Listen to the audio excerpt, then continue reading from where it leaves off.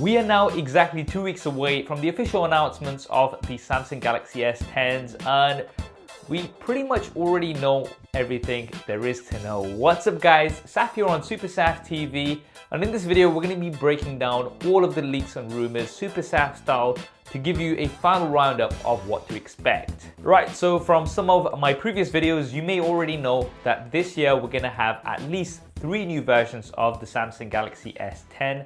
There is going to be the successors to the Samsung Galaxy S9 and S9 Plus in the form of an S10 with a 6.1-inch display and an S10 Plus with a 6.4-inch display. Now, although the display sizes of these devices are larger compared to last year, the devices physically won't be any larger, and that is because we've got smaller bezels with a punch out for the front-facing cameras. Now, in addition to these 2 versions, there is also going to be a Samsung Galaxy S10e.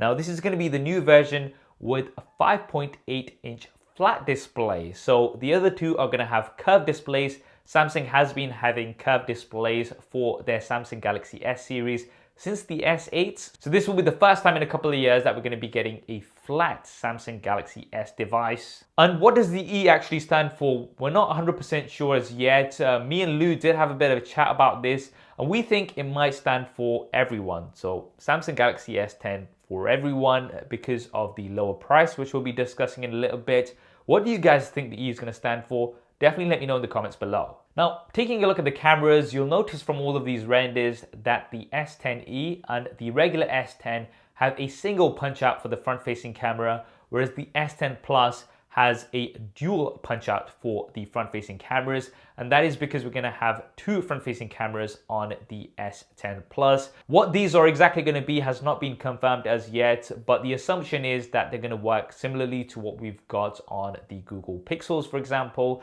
and that is a regular angular view lens as well as an ultra wide for your group selfies. Now, all displays are said to be Super AMOLED displays, something that Samsung does very, very well. So colors will be vibrant, blacks will be deep, and these will be some of the best displays out there, no doubt about that. And resolution wise, we are looking at Quad HD Plus for all of the devices as well. It's not been confirmed whether the S10e is going to have a slightly low resolution. Currently, from what we know, they are all going to be Quad HD Plus. Now, what about the rear-facing cameras? Well, the good news is that the S10 as well as the S10 Plus will both have triple rear-facing cameras. How these are going to work is not 100% confirmed yet, but the assumption is that we're going to have a regular angular view camera, a telephoto camera, which is going to give you optical zoom, as well as an ultra wide camera, which is something that I really like on many of the devices. I think this is a great all-round triple camera setup, something we're going to be seeing a lot more of this year. The S10e, however, is going to miss out on that triple camera action, and it's going to have 2 rear-facing cameras. These are likely to be a regular camera as well as a telephoto camera, something that we've seen on previous Samsung Galaxy devices. There's also rumored to be a bright night feature, Samsung's answer to the night mode features that we've seen on things like the Google Pixel as well as the Huawei Mate 20 Pro. And although Samsung devices generally have done very well in low light because of the super wide f1.5 aperture, having this feature will just improve on that, and I cannot wait to get my hands on these devices and put them up against some of the others, Super Saf style, for some camera comparisons. If you want to make sure you see all of those first, then be sure to subscribe and hit that bell icon so you don't miss anything. Now, what about the fingerprint scanners? Well, the S10 and S10 Plus will have in-display fingerprint scanners, and these are going to be ultrasonic 3D fingerprint scanners. So they'll be much more advanced, more secure, and much faster compared to the optical fingerprint scanners that we currently have on many devices. However, the S10e will not have an in-display fingerprint scanner.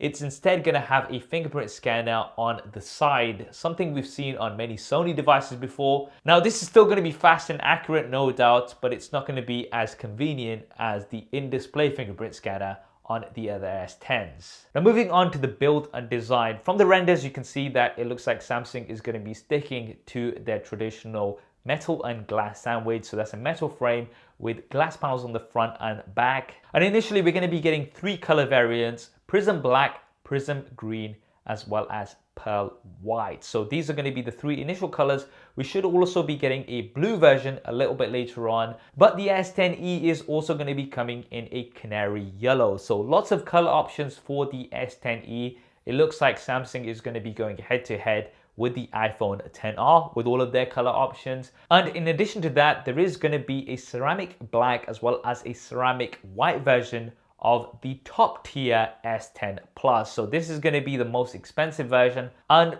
it looks like we're still going to have the Bixby button on all three devices, as well as the 3.5mm jack. So this is definitely good news. I'm sure a lot of you guys will be very pleased to hear that Samsung, at least for this year, is going to be holding on to that 3.5mm jack. Now, what about the batteries? Well, all S10s are going to be coming with pretty large batteries, 3100 for the S10e, 3400 for the S10, and 4100 for the S10 Plus.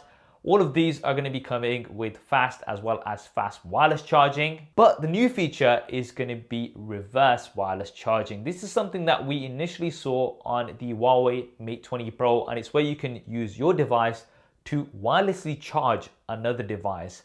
However, I have been pretty critical of this feature on the Huawei Mate 20 Pro and referred to it as a bit of a gimmick, and that is because it charges very slowly at around 2.5 watts. The good news for the S10s is, however, that a regulatory, am I even saying it right? I can't even say it. A regulatory filing which reveals that the S10s may have up to 9 watts of wireless reverse charging. This is much faster than on Huawei, and it should be pretty much the same speed as what you'll get on a fast wireless charger currently. So this should be really, really exciting. Now, what about the internals? Well, we're gonna have either the Samsung Exynos 9820 or the Qualcomm Snapdragon 855 processor. This is gonna vary depending on your region. And the S10s are gonna be coming with Android Pie out of the box with Samsung's One UI. One UI, much cleaner and much easier to use with one hand. Now, what about the different storage versions and pricing?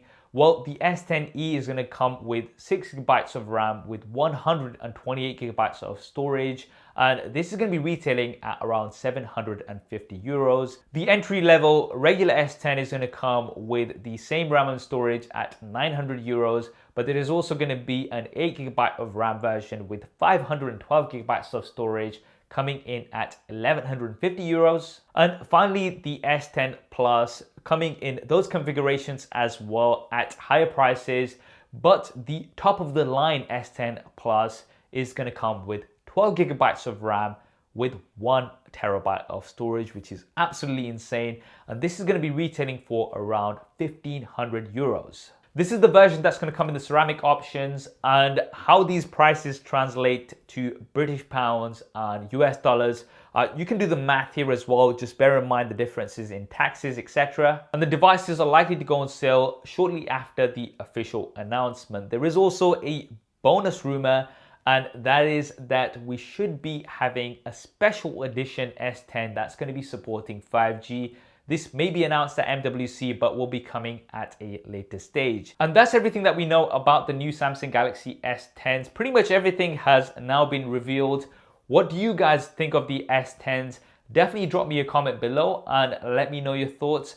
As soon as the devices are out, of course, we're going to be having lots of Super SAF style coverage. If you want to make sure you see all of that first and don't miss anything, then do subscribe and hit that bell icon. I hope you enjoyed this video and found it useful. If you did, then do hit that thumbs up button for me. Thanks for watching. This is Saf on Super Saf TV, and I'll see you next time.